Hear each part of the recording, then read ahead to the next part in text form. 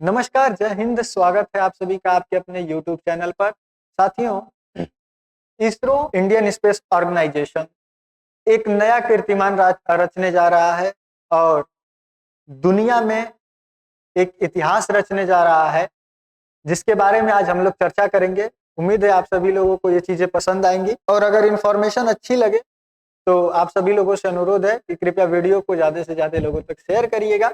चलिए समझते हैं कि आखिर क्या है और इस पूरी खबर को जानते हैं। तो साथियों, इसरो फिर रचेगा इतिहास। डॉकिंग करने वाला भारत दुनिया का चौथा देश बनने जा रहा है।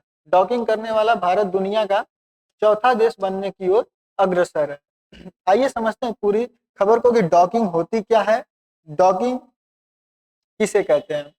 तो साथियों, भारतीय अंतरिक्ष अनुसंधान संगठन इसरो 2024 के आखिरी में 30 दिसंबर को एक मिशन लॉन्च करेगा जिसका नाम दिया गया है स्पेडेक्स। स्पेडेक्स का मतलब होता है स्पेस डॉकिंग एक्सपेरिमेंट। यह मिशन रात्रि 9:58 पर आंध्र प्रदेश के श्रीहरिकोटा स्थित सतीश धवन अंतरिक्ष केंद्र से लॉन्च होगा। स्पेस डेक्स का मिशन का मकसद जो है वो अंतरिक्ष में स्पेसक्राफ्ट को डॉक और अनडॉक करने का है। इसका मतलब समझ लेते हैं कि इससे हमको बेनिफिट क्या होगा।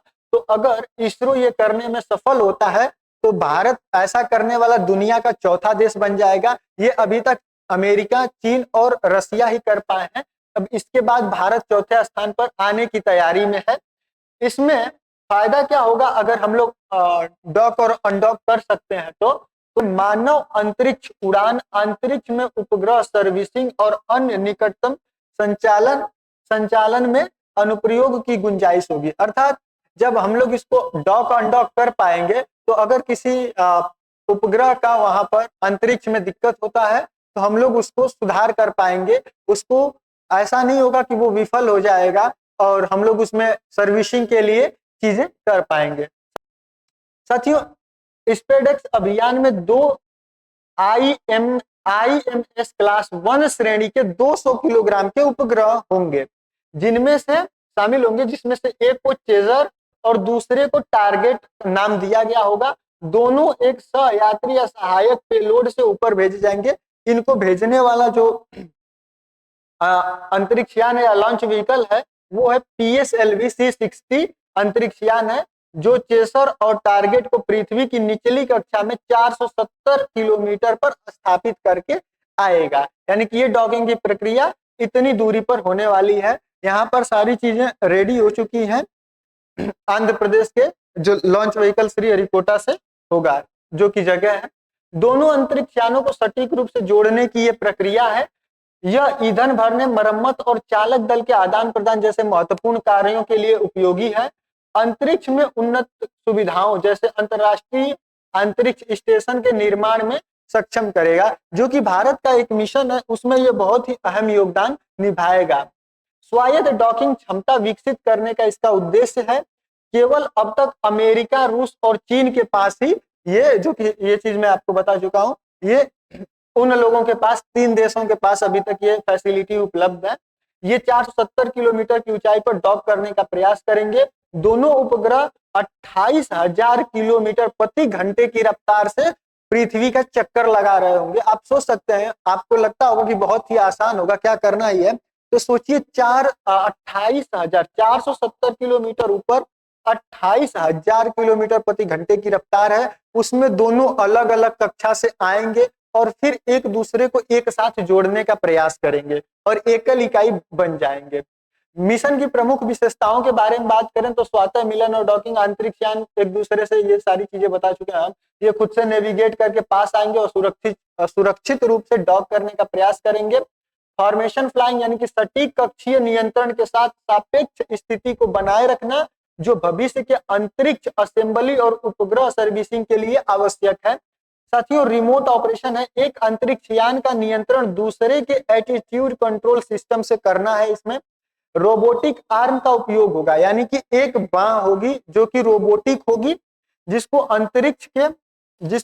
अंतरिक्ष में मैनिपुलेशन या फिर सर्विसिंग के लिए रोबोटिक आर्म प्रौद्योगिकी का परीक्षण किया जाएगा। यानी कि एक इनमें से जब ये कनेक्ट हो जाएंगे तो एक रोबोटिक आर्म निकलेगी उसका भी परीक्षण करने के लिए इसको किया जा रहा है। साथियों, अगर इसके इतिहास के बारे में बात करें तो ये 2016 में किए गए प्रारंभिक अध्ययनों के साथ अंतरिक्ष डॉकिंग प्रयोग को भारत सरकार द्वारा अनुमोदित किया गया था, जिसके लिए 2017 में 10 करोड़ रुपए प्रारंभिक निधि मंजूर की गई थी। वहीं जून 2019 में इसरो चौथे चरण में कक्षीय प्लेटफॉर्म पर रिमोट रोबोटिक आर्म ऑपरेशन, रेडीजोस और डॉकिंग से संबंधित तकनीकों का अध्ययन करने के लिए प्रस्तावित तलाश कर रहा था, जिसको कि जुलाई 2022 में स्पेस डॉकिंग एक्सपेरिमेंट के लिए 124.47 करोड़ रुपए दिए गए। इसका बजट 132 करोड़ रुपए यानी कि यूएस डॉलर में 16 मिलियन के बराबर की धनराशि को मंजूर किया गया। अगर हम लोग सब मिला जुला कर देखें तो भारत में सिर्फ कमी क्या है, तो वो फंडिंग की कमी है, वरना हमारे पास ऐसे ऐसे दिग्गज जो वैज्ञानिक हैं वो लोग इतने एक्सपर्ट हैं कि अगर ये चीज पहले हो जाती, फंडिंग अगर उन लोग को पहले मिल जाता तो आज शायद भारत किसी और स्थान पर हो सकता था और ये अब न किया जाता, इससे पहले ये हो सकता था। दोस्तों, भारत के लिए इसका महत्व बहुत ही ज्यादा महत्वपूर्ण है, क्योंकि भारत में जो अगला इसरो मिशन करने वाला है जिसमें गगनयान है, मानव अंतरिक्ष उड़ान, ये उसके लिए सबसे महत्वपूर्ण एक तरीके से माना जाएगा। जिसमें चंद्रमा से नमूना लेकर जो अंतरिक्षयान जाएगा, यानी कि चंद्रयान 4 जो जाएगा उसको वापस लेकर आना है नमूने को, उसके लिए ये बहुत ही महत्वपूर्ण है। वहीं भारतीय अंतरिक्ष स्टेशन जो BAS इसरो बनाने की सोच रहा है, उसके लिए अति महत्वपूर्ण है, क्योंकि बिना इसके आप कुछ कर नहीं सकते हैं। अंतरिक्ष क्षेत्र में सुधार, जैसे ये जो प्राइवेट कंपनी का मैं जिक्र कर रहा था वो इन स्पेस करके है, जो कि इसको ये पहली बार है तथा निजी कंपनी है जिसकी इसमें भागीदारी है और यही इन उपग्रहों को बनाया है, इसी ने इन उपग्रहों को बनाया है। भविष्य में इसका जो है कि हमको बहुत बेनिफिट मिलेगा।